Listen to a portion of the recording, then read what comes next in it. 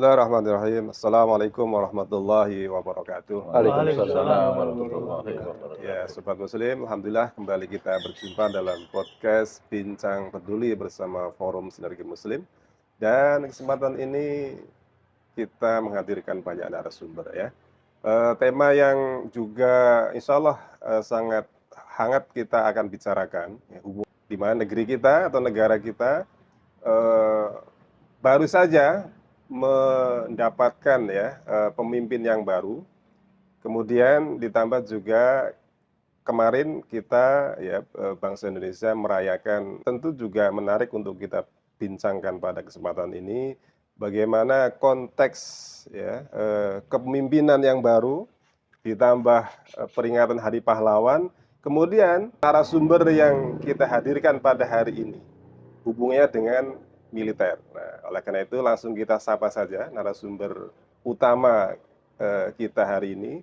Ada Bapak Mayor Jenderal TNI Purnawirawan Haji Songko Purnomo. Assalamualaikum Pak Jenderal. Waalaikumsalam warahmatullahi wabarakatuh. Gimana kabar sehat Pak? Alhamdulillah baik. Baik ya. Alhamdulillah. Kemudian juga Sobat Muslim, tidak asing lagi ya narasumber yang lain dari Forum Sinergi Muslim.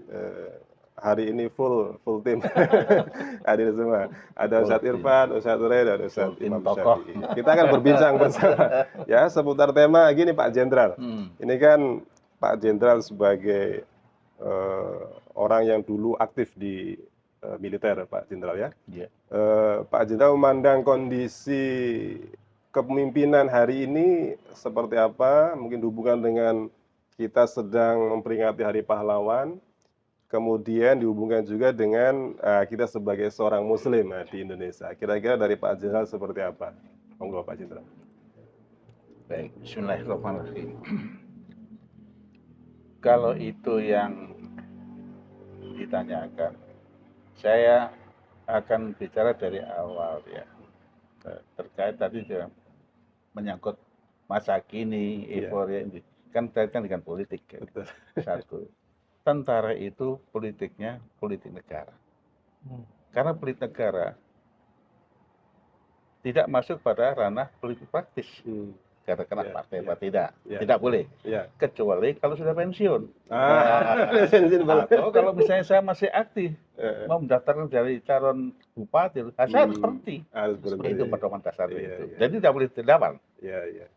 Yang kedua, tentara itu dicetak dari awal untuk menjadi katakanlah gambaran garda pertama penjaga bangsa. Jadi dari awal sudah mengabdikan dirinya, mempersiapkan diri untuk siap mati. Siap mati. Karena di tentara di medan pertempuran kan hidup atau mati. Betul. Kan? Hanya dua pilihan ya. Membunuh atau dibunuh. Anak saya sendiri waktu mau mendapat akabri katanya, ya, kamu tahu arti tentara? Diam dia. Oh kamu nggak tahu. Tentara itu kalau mau jadi komandan peleton, itu syarat pertama ditembak. Artinya mati tembak. Kamu siap itu? Siap. Oke. Kamu sudah siap masuk akabri? Siap. Bapak melihat belum siap itu. Bapak itu jadi tentara itu mulai dari SD sudah siap secara psikis ya. Gitu. Ya secara non fisiknya pikir ya orang tua saya kan rendahan Pak Bintara. Saudara saya 5. Nah, aku di keperluan 3, saya nggak maju. Adik-adik itu bagian apa? Itu persoalan kedua. Tapi yang intinya saya senang jadi tentara. Iya. Oke, kamu maju. Tapi enggak, Bapak nggak bantu. Bapak tidak akan bantu kamu. Kamu cari dirimu sendiri. Diam dia. Akhirnya suatu saat karena ada waktu yang bersama dengan ujian SMA, dia batal. Batal nggak jadi. Itu intinya itu. Tapi bukan kita bicara kematian itu hak Allah. Karena ketika saya terjun di tim tahun 75, 7 Desember 75 untuk menjebol kota Diri, saya terjun malam, tanpa bekal apa-apa. Saya hanya pakai jaket, pakai kaos, nggak ada pangkat, hanya tuh sukarelawan. Di terjun sana kan satuan linut yang untuk memperoleh keuntungan strategis. Dari situ hakul yakin ya, ketika terjunkan ya menjelang pagi lah gitu, remang-remang gitu kan. Itu kan tembakan dari bawah, kencang. Saya hanya Allah Akbar, Allah Akbar, Allah. Ya gini-gini saja, secara fisik gini. Oh saya enggak kena. Sampai jatuh di bawah, yang saya pikirkan itu bukan melepas payung, tidak. Saya langsung senjata itu pertama. Cari kali, ya kawan-kawan kan, satu tim bisa kumpul. Ya. Struktur pos 1, 2, 3, 4, 10, baru lepas payung, berjalan. Itulah keyakinan saya. Ya artinya begini Pak Jenderal, ketika seorang anggota TNI Ya. sudah terjun ke medan Ya, tempur ya, ya. maka dia tadi pilihannya Ya, hidup atau mati. hidup mati. Apapun sudah Ya, ditinggalkan urusan di Ya, belakang, pokoknya ya. pilihannya ya hidup atau mati. Nah begini Pak Jenderal, ini dalam konteks kepemimpinan sekarang Ya, Pak Jenderal ya, Presiden yang baru ini kan dari Hmm. militer Pak Jenderal. Nah Pak Jenderal melihat bagaimana beliau sebagai seorang prajurit ya, teman-teman prajurit ya sekarang menjadi pimpinan tertinggi di negara ini. Dalam konteks tadi, kesiapan beliau untuk mengabdikan dirinya, membela kepentingan rakyat. Nah, itu kira-kira Iya. seperti apa, Pak Jenderal? Saya tidak pernah bersama-sama beliau. Dari Letan sampai pensiun, tidak pernah. Itu kan di Kopassus, saya selama di Parti di Kostrat kan gitu. Iya. Tetapi saya kan ya ikut mempelajari, melihat dan mendengar gitu. Setahu saya beliau ini adalah seorang prajurit yang betul-betul kekeh di prajuritnya. Contoh waktu di Magelang masih perpeloncoan itu kepalanya kayak tomat, tahu tomat kan? Ini darah ini. Tapi dia nggak mau, harus opname, nggak mau, saya harus terus. Itu. Saya bilang, anak ini bagus ya. Padahal waktu baru pulang dari Inggris. Saya tahu dia anak Pak Sumitro kan. Iya. Dan seterusnya, waktu sudah tingkat 2, tingkat 3, bersama teman-teman yang lain, terlambat cuti hukum. Diturunkan pangkat, turun tingkat. Sudah tingkat, turunkan tingkat 2, pangkatnya turun. Ada 7 orang. Dia enggak. Apakah orang tuanya membantu? Enggak. Itu urusan gubernur oleh Pak Mitro. Ria Mijat itu urusan gubernur. Waktu Pangdam anaknya orang tuanya Pak Mijat di Kalimantan Tengah. Artinya dia sudah terbiasa, terpatri untuk kokoh dirinya gitu. Ya. Dan dalam perjalanannya dia dalam memimpin satuan, dia sangat concern, open gitu ya. Hampir selama dinasnya, dia nggak pernah ngambil gaji, dikasihkan kader yang merasa kurang. Itu yang saya tahu. Kemudian dalam membina satuan keras ya, itu ya. Saya pikir ini anak muda barangkali, tapi keras ya, suka nempelin emang nempelin. Iya, tapi habis nempelin ya sih. Tinggal dikasih uang. Sehingga banyak orang yang pengen ditempelin. Begitu ya. Itu artinya ada reward and punishment-nya itu sangat tegas. Nah, untuk maju secara taktis, ya, saya bicara ajudan ya. Besok aja Pak berangkat di sana. Sekarang kita berangkat. Sekarang berangkat dia lepas baju, bikin kemas-kemasan, dia berenang untuk menuju ke titik sasaran itu. Sampai ajudan sendiri geleng-geleng. Artinya ajudan mengatakan besok aja untuk pengamanan kan. Saya nggak mau tunggu. Detail ya saya belum mempelajari karakternya, tapi saya tinjau dari segi opennya kepada lingkungan, kepada prajurit karena itu terlihat dari bawah. Peduli ya. Ya baik Pak Jenderal. Kalau beliau dulu ya Pak Jenderal mengamati ketika masih aktif di militer ya, kepemimpinan militer dan beliau sekarang di kepemimpinan politik Pak Jenderal. Kira-kira ada perbedaan dan apa kemudian nanti dengan latar belakang beliau sebagai militer ya, menjadi seorang presiden sekarang, itu ada pengaruhnya nggak Pak Jenderal? Bahwa dalam politik ini kan sangat dinamis ya. Yang diurus tentu beragam manusia yang macam-macam kepentingan dan urusannya. Kira-kira dengan style beliau yang seperti tadi dijelaskan itu ada pengaruh yang seperti apa kira-kira dalam kepemimpinan politik beliau Pak Jenderal? Saya tidak bisa melihat langsung. Saya pikir itu VT. Kepemimpinan militer dipakai, penyusunan kepemimpinan kepada orang sipil dipakai. Gitu. Saya melihat kemarin ketika para menteri dan jajaran di Pak Magelang, Itu bukan sekedar rekreasi, ada maksud supaya bagaimana mengetahui kehidupan, tapi tempatnya enak gitu. Suatu saat ada perubahan, saya dapat cerita sama beliau. Besok rapatnya di sini, dosen bagus, tiba-tiba berubah di lapangan. Semua menteri dan presiden duduk di lapangan. Beliau juga pidato di lapangan berjam-jam berdiri. Gitu, saya pikir kuat juga ini. Nah, itu artinya, saya pikir kenapa kok berubah, kok mudah berubah. Ini memberi pelajaran kepada yang akan diajak bicara. Inilah kepemimpinan saya. Suatu saat keadaan bisa berubah. Supaya nggak kaget gitu loh. Gitu aja. Mungkin pada waktu itu barangkali ada peserta di Magelang itu ada yang mengeluh barangkali ya, walaupun ada yang begini. Nah, itu pelajaran maksud saya. Jadi memberikan pelajaran kepada yang dipimpin, setiap saat kita harus siap berubah. Satu. Yang kedua, setelah berapa hari kan langsung tok gitu gerakannya. Nah gitu, itu biasa. Kebiasaan beliau begitu. Harus tidak sekarang tidak besok, sekarang juga gitu. Saya sering berubah. Itu nggak tahu. Tapi bagaimana menghadapi kepemimpinan sipil, saya tidak mengamati karena beliau kan bagaimana kancahnya di Gerindra kan ya, gitu ya. Itu jadi saya bisa memberikan pendapat VT 50% diberikan supaya kepemimpinan militer, 50% mengikuti sipil. Ya. Baik Pak Jenderal. Saya beralih dulu ke Ustaz Irfan ya. Ini Ustaz, bagaimana sih kalau kita bicara agama Islam kan agama sempurna ya, tentu juga mengatur bagaimana masalah kepemimpinan. Termasuk dalam konteks ini ada dua jenis kepemimpinan berada dalam satu orang. Dia seorang militer, tapi sekarang posisinya berada di kepemimpinan politik yang tentu banyak sipil juga yang kemudian harus dipimpin sama beliau. Nah, pandangan Islam seperti apa, Ustaz? Bismillah, alhamdulillah. Semangat Pak Jenderal. Alhamdulillah. Semangat 45. Ya begini saya ngomong apa adanya saja.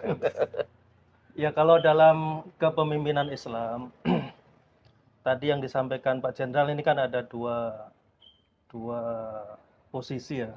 Posisi beliau sebagai panglima di militer dan sekarang panglima di negara. Kalau dalam Islam justru malah menyatu semua itu.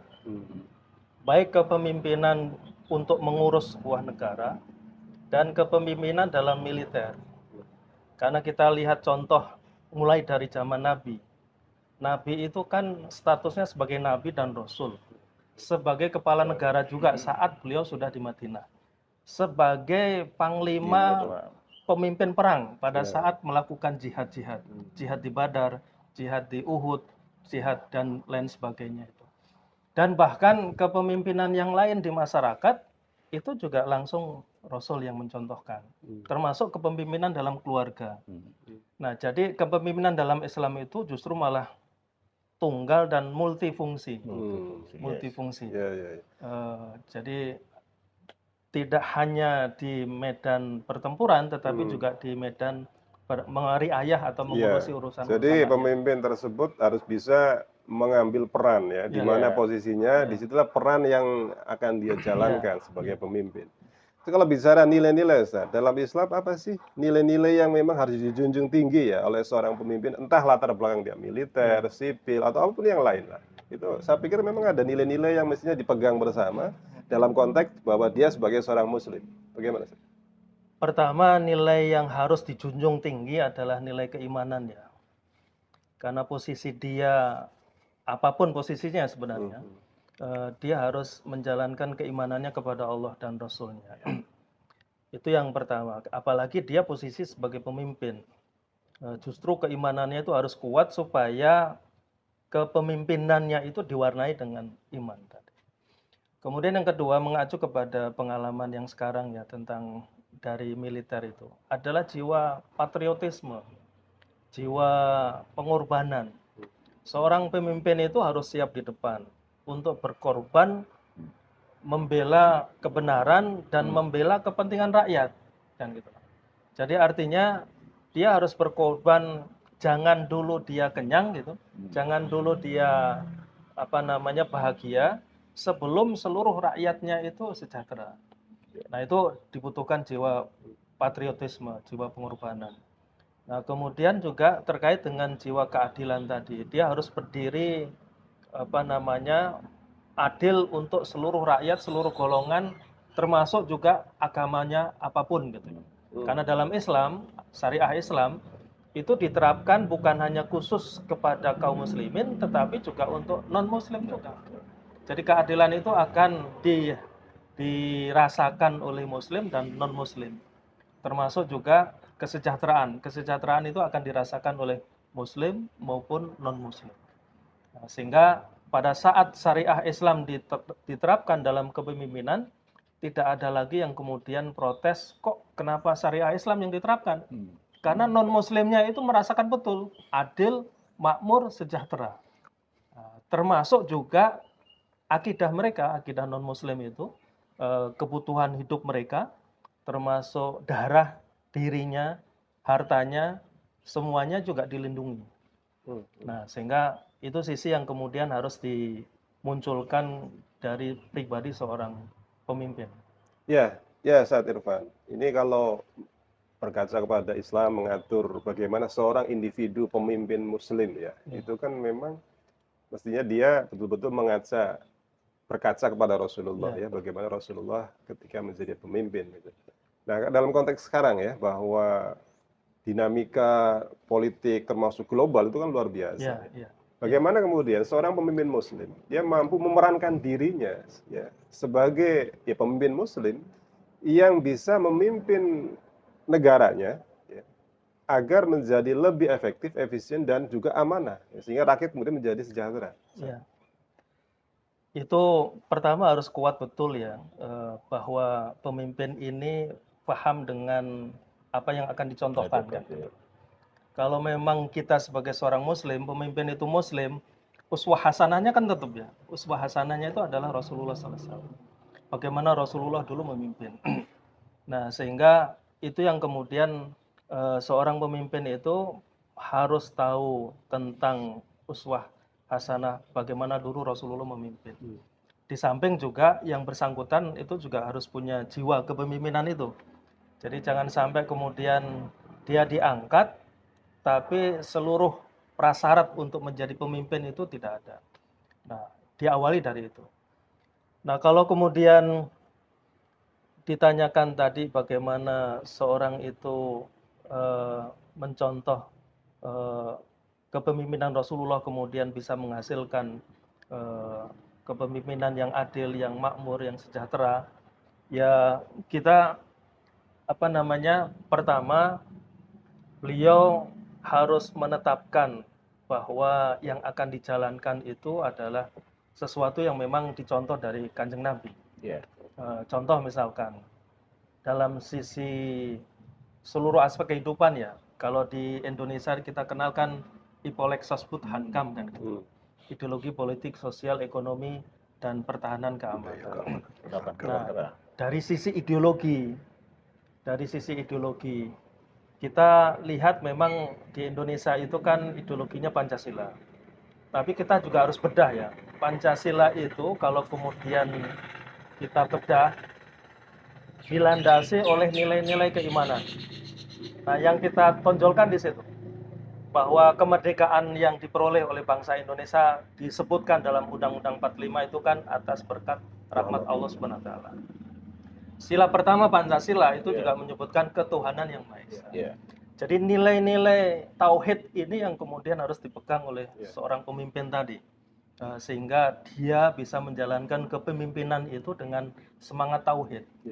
Walaupun satu garis besar ya, walaupun yang dipimpin itu ada muslim, ada non-muslim. Nah, karena tauhid itu juga tidak mengharuskan yang non-muslim itu masuk dalam agama Islam.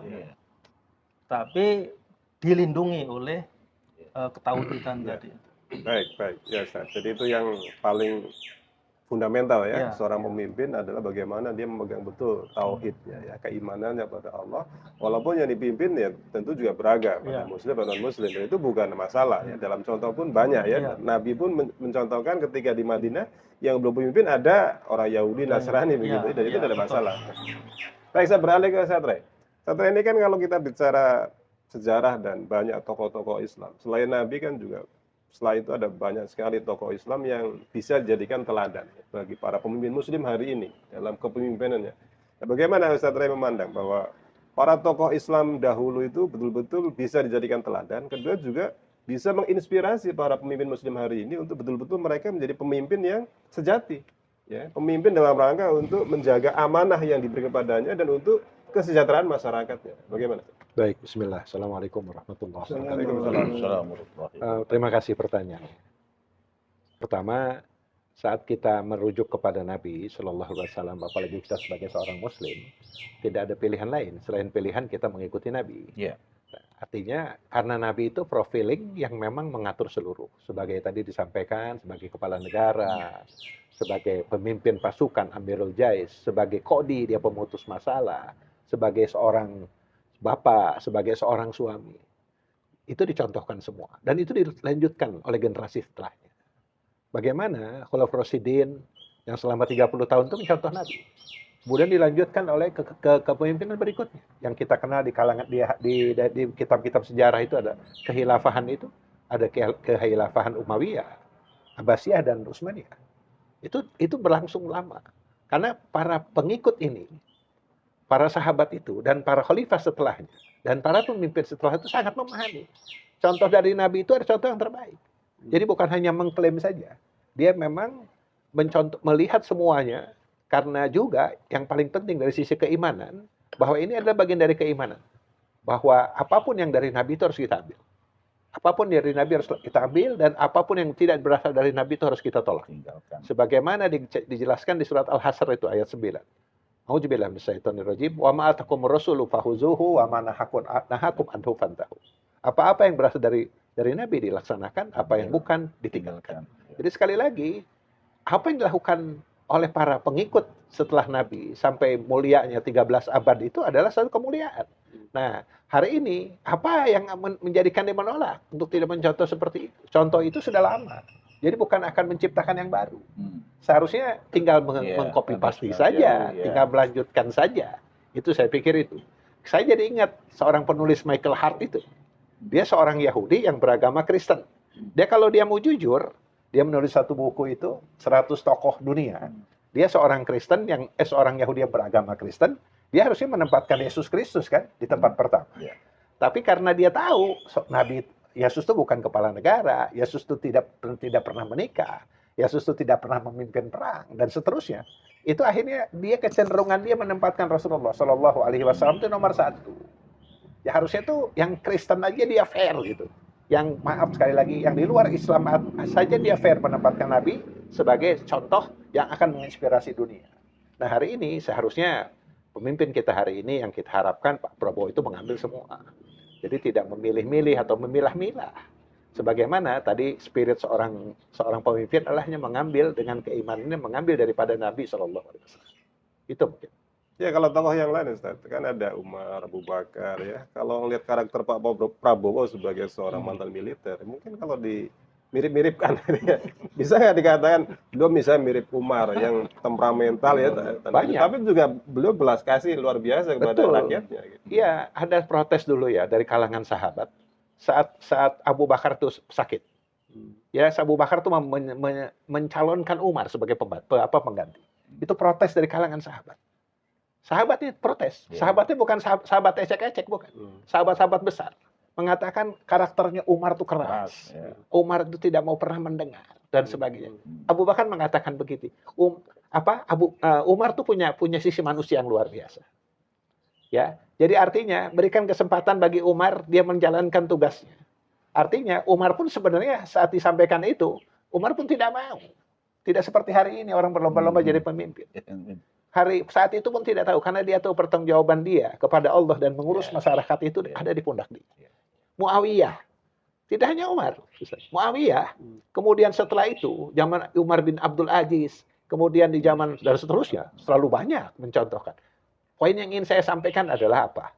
Saat seorang pemimpin itu dia dengan karakter keras apapun, dengan karakter tentara seperti apapun, saat dia memegang aturan Islam, dia akan menjadi seorang yang taat kepada Allah.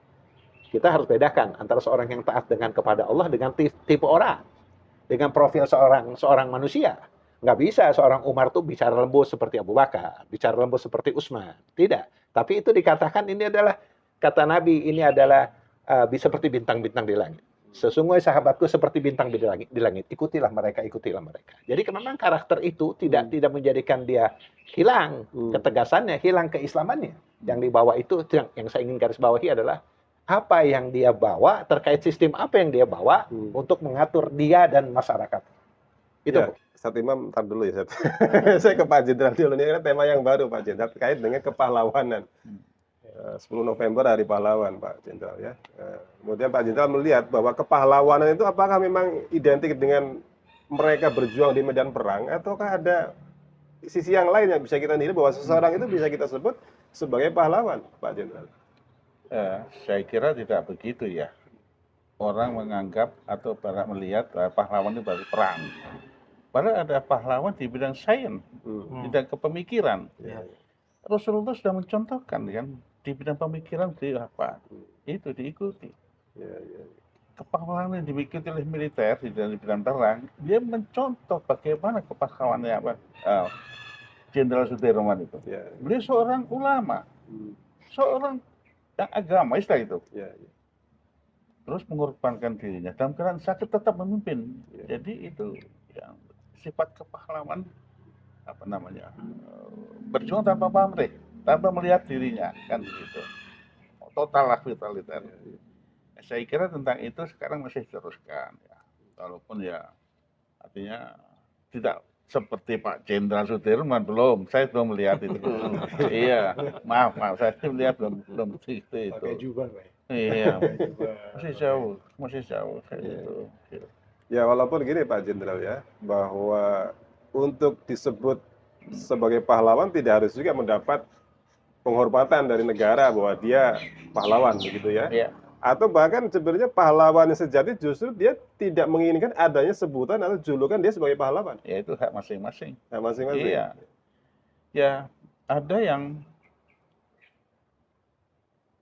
minta disebut jadi pahlawan. Padahal menurut pendapat orang banyak nggak cocok itu, gitu, misalnya.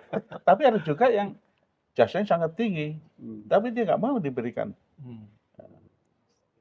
Pada layak. Ya. Pada layak kan begitu. Iya, kalau bicara pahlawan sejati, justru mestinya yang nggak mau disebut itu ya Pak Jenderal. Karena dia kontribusinya nyata, tapi memang dia nggak ingin dilihat. Sekarang contoh pahlawan itu kalau nanti mati tempatnya di Taman Makam Pahlawan. Itu pun ada persyaratannya. Contoh, siapa yang pernah operasi Seroja di Tintin sampai dengan 17 Juli 1976, dia dapat syarat rencana untuk hak di Taman Pahlawan. Tapi dia juga berhak pesan kepada keluarga, kalau aku nanti mati, kuburkan di keluarga, itu hak. Bisa. Jadi tidak harus gitu. Kalau dia punya hak gitu. Ada pilihan. Ada pilihan gitu. Baik Pak Jenderal. Nah, baru sekarang nggak usah timah. Dalam Islam, Ustaz, kepahlawanan itu ya satu seperti apa, kedua itu bisa kita lihat tokoh-tokoh Islam yang hari ini mungkin secara nama tidak disebut sebagai pahlawan, tetapi bagi umat Islam mereka betul-betul adalah pahlawan yang kemudian berkontribusi sangat besar kepada perkembangan dakwah Islam hingga hari ini. Terima kasih. Baik, terima kasih. Assalamualaikum warahmatullahi wabarakatuh.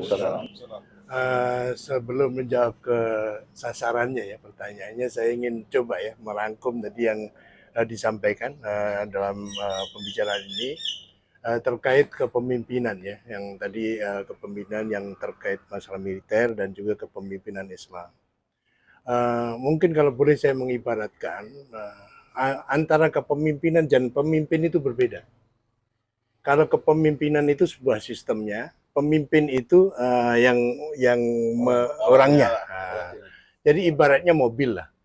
Mobil itu kepemimpinannya, sopir itu pemimpinnya.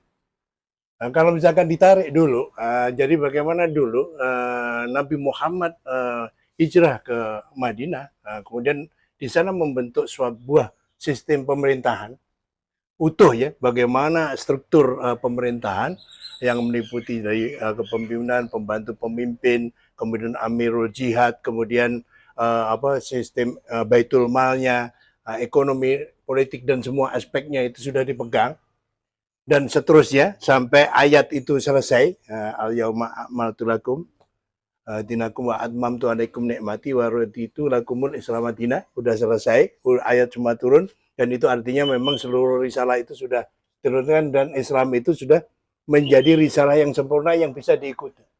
Kemudian beliau wafat. Nah, sistem pemerintahan itu yang diwariskan. Nah, ini kepemimpinan itu. Kemudian Abu Bakar terpilihlah dengan kepemimpinan yang telah diterapkan, contohkan oleh Kanjeng Nabi itu. Kemudian ada Umar, Utsman, Ali, dan seterusnya. Tadi sudah dijelaskan. Ada Muawiyah, Abbasiyah, dan Utsmaniyah.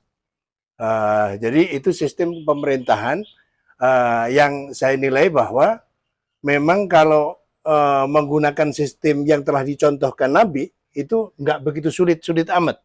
Karena sudah dia tidak menambah dan tidak mengurangi, artinya cuma menyempurnakan risalah yang sistem pemerintahan yang ada. Sehingga nampak sekali bahwa Abu Bakar, Umar, Utsman, Ali, dan seterusnya itu betul-betul mampu menjalankan pemerintahan secara Islam dan terbukti membawa rahmat bagi seluruhnya, baik muslim maupun non-muslim. Jadi kalau misalkan didefinisikan, nah kepemimpinan itu adalah suatu kepemimpinan umum bagi seluruh kaum muslimin untuk menerapkan Islam secara kafah, baik aturan maupun hukumnya, kemudian menyebarkan Islam ke seluruh penjuru alam. Jadi saya melihat bahwa ini sistem. Nah, sistem yang kepemimpinan itu seperti itu. Nah, baru pemimpinnya itu namanya kalau zaman Nabi, zaman nubuah itu Nabi, zaman kekhilafahan namanya khalifah. Nah, ini harus di-clearkan dulu. Jadi Islam mempunyai sistem kepemimpinan. Nah, ini yang banyak orang belum tahu bahwa ternyata dianggap presiden ya khalifah, kemudian kepala daerah juga khalifah dan lain sebagainya. Ini belum clear lah. Kalau menurut saya, kalau kita ingin mencontoh dalam sistem Islam menggunakan kepemimpinan Islam, itu ada contohnya. Jadi kalau nggak salah makosid syariah, artinya diturunkannya maksud dan tujuan luhur dari diterapkan syariah itu ada 8. Satu masalah nasab atau generasi, terpeliharanya nasab, terpeliharanya akal, terpeliharanya agama, terpeliharanya jiwa, terpeliharanya harta, kehormatan, keamanan, dan ad-daulah, negara. Jadi siapapun yang merongrong negara dari dalam itu namanya bugot, kalau dari luar namanya penyerangan. Jadi itu akan dijaga. Dan itu sistem yang luar biasa. Itu dari Allah Subhanahu wa Ta'ala, generasinya terpelihara, akalnya terpelihara, agama terpelihara, jiwanya terpelihara, harta, kehormatan, nggak boleh orang ngintip-ngintip lah, nggak boleh orang memata-matai, dan kemudian keamanan dan juga negara. Nah, ini merupakan suatu risalah yang sempurna ya bagi sebuah sistem kehidupan. Dimanapun juga itu akan diterapkan, pasti akan membawa rahmat. Akan diturunkan rahmat dari langit dan dikeluarkan dari bumi. Nah, siapa pahlawan? Nah, pahlawan itu adalah yang turut memperjuangkan itu, menyebarkan Islam tadi ke seluruh penjuru alam itu. Kalau dia gugur ya, betul-betul dianggap sebagai pahlawan. Seperti Hamzah ya, Sayyidus Syuhada adalah Hamzah. Tapi ternyata bukan cuma Hamzah yang akan diberi gelar oleh Allah sebagai pemimpinnya para orang yang mati syahid, tapi siapapun yang mau melakukan amar ma'ruf nahi munkar atau melakukan koreksi kepada penguasa dolim, kemudian setelah itu dia dipersekusi dan meninggal, itu dia bertetanggaan dengan posisi Hamzah. Dan juga ada beberapa tokoh-tokoh lain yang terkait sama penyebaran Islam ke seluruh penjuru alam. Jadi termasuk juga pengemban dakwah ya, pengemban dakwah yang betul-betul menjelaskan Islam dari A sampai Z. Kalau misalkan di Nusantara ini mungkin bisa dikenal ya dari bagaimana dulu kerajaan Aceh ya, Kesultanan Aceh, kemudian kesultanan Islam yang ada di Indonesia itu betul-betul memperjuangkan negeri ini merdeka atas dasar Islam. Jadi betul-betul mereka ingin negeri ini merdeka dan diterapkan Islam. Makanya dengan kompromi ya, dengan rahmat Allah itu kan akhirnya Indonesia berdasarkan kesepakatan kompromi itu, walaupun ada berkat rahmat Allah Subhanahu wa taala Indonesia merdeka itu. Jadi saya melihat kepahlawanan di sana. Jadi nanti ada ketemu Pangeran Diponegoro, Imam Bonjol dan lain sebagainya. Itu nanti betul-betul memang yang memperjuangkan ya suatu kemerdekaan, suatu negeri dari penjajahan ya, yang benar-benar mereka ingin menguasai negeri kita untuk mengambil harta kekayaan kita. Baik, ya. Kita akan mendengarkan ya, closing statement dari para narasumber kita hari ini. Yang mungkin yang pertama dari Pak Jenderal. Pak Jenderal mungkin bisa disampaikan pesan-pesan kepada para pemimpin negeri ini yang mungkin baru terpilih, ada juga yang baru mau pemilihan karena ini di semua daerah ya, baru mau pilkada gitu ya. Hubungannya dengan Hari Pahlawan yang sedang kita peringati, kemudian juga bagaimana Islam dalam konteks militer, Pak Jenderal, itu memberikan arahan ya, sebagai seorang muslim, mereka adalah pemimpin, tapi juga harus bisa mengambil nilai-nilai kepahlawanan dalam kepemimpinan mereka, termasuk bagaimana nilai-nilai militer yang penting untuk diaktualisasi dalam kepemimpinan mereka itu seperti apa seharusnya, Pak Jenderal? Silakan. Ya. Jadi begini, kebetulan dengan baru peringatan Hari Pahlawan, saya berharap kita berharap bahwa pemimpin-pemimpin militer yang akan datang tetap berpegang teguh kepada contoh yang ada di Indonesia ini, Jenderal Sudirman. Beliau seorang ahli perang, pemberani, dan seorang ulama. Seorang alim. Iya, alim gitu. Itu harus dipegang. Yang kedua, jaga harga diri. Harga diri pribadi maupun harga diri unit. Apapun unit itu, ya, kecil besar. Itu kalau yang besar kan akan bertarung dengan negara kan. Kalau harga diri kita rendah, gampang kita dikendalikan gitu. Artinya jangan sampai kita pemimpin ini, apapun tingkatannya, mudah dikendalikan orang lain, sehingga keputusan kita berubah. Padahal keputusan kita itu sudah kita ambil dari pendapat para pembantu kita. Ya, saya terima keputusan saranmu, saya putuskan.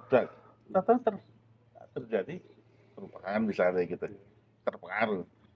Jadi jangan sampai terpengaruh kepada kepentingan. Jadi harus kuat kepada pendirian. Nah, pendirian kuat tadi dari berkat daripada siapa? Pada contoh Rasul. Itu sekali karena kepemimpinan seorang Islam ya. Harus tuntutan benar pegang kepada Rasul dan Allah kan gitu katanya. Jangan sampai meninggalkan pesan-pesan itu. Asal berpegang pada dua kekuatan Allah dan Rasul, aman. Itu saja. Ya. Baik Pak Jenderal, terima kasih. Ya, ke Ustaz Irfan, closingnya Ustaz, bagaimana nilai-nilai kepahlawanan itu kita bisa aplikasikan terutama dalam konteks dakwah Islam, dakwah pada penerapan Islam kafah, ini bagaimana seharusnya?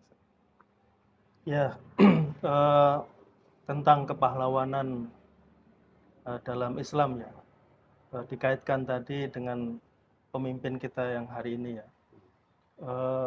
Jadi fungsi pemimpin itu bukan fungsi ya, status pemimpin itu pertama dia amanah. Amanah yang sangat berat. Justru malah paling berat ya. Karena dia memikul seluruh rakyat. Kalau dalam pemimpin Islam dia memikul seluruh umat di dunia. Nah, dia harus paham betul, tahu betul bahwa ini sangat berat.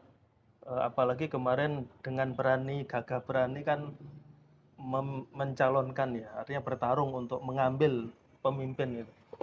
Nah, itu yang harus dipahami bahwa itu amanah sangat berat, maka jalankan amanah itu sesuai dengan keimanan, keyakinannya bahwa dia seorang muslim yang nanti amanah itu juga akan dimintakan pertanggungjawabannya di hadapan Allah Subhanahu wa taala. Yang kedua, ini juga ujian. Ujian yang paling berat juga. Kalau dia bisa menjalankan ujian, menjalankan amanah itu, insya Allah akan dapat kemuliaan. Tapi justru kalau tidak bisa menjalankan, tidak bisa menjalani ujian itu, maka bebannya sungguh sangat berat. Jadi kembali kepada nilai-nilai dan syariat Islam, insya Allah itu yang akan menyelamatkan beliau dari amanah pemimpin dan ujian pemimpin. Baik, terima kasih Ustaz Irfan. Ya, Ustaz Rai, bagaimana nilai kepahlawanan ini kita bisa ambil untuk dakwah kita hari ini, bagaimana Islam bisa diterapkan secara kafah? Ya, berkaca dari bagaimana Hari Pahlawan itu muncul, kalau kita melihat ada satu fakta jihad dari seorang Kiai Hasyim Asy'ari yang diperingati sebagai Hari Santri. Nah, kalau itu tidak ada pekik dari beliau, saya pikir negeri ini ataupun penjajah itu tidak pernah bisa diusir. Apa yang disampaikan oleh dia, tolong Islam, tolong negeri ini sehingga penjajah itu bisa diusir. Jadi artinya apa? Spirit itu harusnya dibawa oleh siapapun, dan saya yakin Kiai Haji Hasyim Asy'ari itu mengambil dari Nabi Shallallahu Alaihi Wasallam. Artinya apa? Dimuliakan seseorang itu karena memegang Islam, menegakkan Islam. Apalagi seorang pemimpin, dia akan menjadi imam di depan, dia akan menjaga umatnya di belakang. Al-imamu junnatun, seorang pemimpin itu akan menjadi junnah, akan menjadi perisai bagi umatnya, termasuk kepemimpinan hari ini. Misalnya Pak Prabowo. Buktikan Bapak itu bisa menjadi junnah, bisa jadi perisai bagi rakyat seluruhnya, supaya rakyat ini dimuliakan, perutnya kenyang, tidak di PHK, tidak dipecat kehidupannya, perutnya kenyang dan seterusnya. Artinya kehidupan bisa dijaga asal Bapak bisa menerapkan Islam sebagaimana Nabi menerapkan Islam, dan selama 13 abad kekhilafahan Islam itu mengatur dengannya. Supaya kemuliaan itu, keberkahan itu Allah turunkan di negeri. Saya pikir itu. Baik, ya saya Imam terakhir bahwa kepemimpinan Islam harus jadi rujukan dalam kepemimpinan nasional hari ini. Bagaimana para pemimpin kita hari ini itu bisa merujuk kepada kepemimpinan dari Islam? Baik, jadi pengetahuan saya bahwa di dalam pidato Bapak Presiden juga terselip bahwa negeri ini biar menjadi baldatun thayyibatun wa rabbun ghafur. Jadi disinilah saya kira pintu bagaimana pemimpin dan pembantu-pembantu Pak Prabowo ini, pemimpin yang itu adalah seringlah berkonsultasi dengan para ulama yang betul-betul menguasai tentang pengaturan segala aspek kehidupan dari sudut pandang Islam. Itu yang pertama. Jadi betul-betul mohon diberikan ruang ya yang cukup untuk mendiskusikan segala sesuatu dari sudut pandang Islam. Ingat bahwa membahas 1 jam saja kita mendapatkan pemahaman ilmu dari Islam itu sama dengan menghidupkan Lailatul Qadar. Itu yang pertama. Yang kedua, terkait sama Hari Pahlawan. Saya kira memang para pengemban dakwah ini betul-betul harus mencontoh bagaimana kegigihan mereka. Para pahlawan itu siang malam memikirkan bagaimana mampu mengusir penjajah. Nah itu kalau dulu jelas, penjajahnya itu ada. Belanda, Inggris, dan lain sebagainya. Nah sekarang ini bukan nggak nyata, tapi sekarang ini juga sedang perang. Perang pemikiran, Gospel Fikri, dan perang peradaban, Gospel Sakofi. Ini dijelaskan mana yang pemikiran-pemikiran dari Islam, mana yang bukan dari Islam. Supaya umat ini benar-benar menjalankan pemikiran Islam. Mana peradaban yang Islam dan mana yang bukan dari Islam. Dengan penjelasan yang seperti itu, maka umat nanti akan betul-betul akan menuju kepada peradaban Islam itu. Supaya ini bisa dimenangkan. Dan ini tentu para pengemban dakwah itu harus betul-betul memahami situasi ini. Saat ini sedang berperang ini, perang pemikiran dan perang peradaban. Dan mudah-mudahan para asatid sekalian itu betul-betul mengambil peran dalam posisi perang ini supaya pemikiran Islam dan peradaban Islam bisa dimenangkan kembali. Mungkin dengan itulah nanti janji Allah akan tegaknya kembali khilafah yang mengikuti metode kenabian itu akan bisa muncul kembali, terwujud. Terima kasih. Amin. Baik, terima kasih. Imam, Pak Jenderal, terima kasih sudah hadir di podcast ini. Gitu. Insya Allah ini jadi penyemangat bagi kita semua, para pendakwah Islam, kafah terutama ya, agar terus kita berjuang bagaimana Islam bisa diterapkan dalam kehidupan kita. Terima kasih juga Ustaz Irfan dan sahabat Muslim. Demikian podcast kita hari ini. Mudah-mudahan apa yang kita bicarakan betul-betul menjadi penyemangat dan banyak pelajaran yang kita bisa ambil untuk kita amalkan dalam kehidupan kita. Dakwah penerapan Islam kafah. Sampai ketemu lagi untuk podcast berikutnya, insya Allah. Assalamualaikum warahmatullahi Waalaikumsalam. wabarakatuh.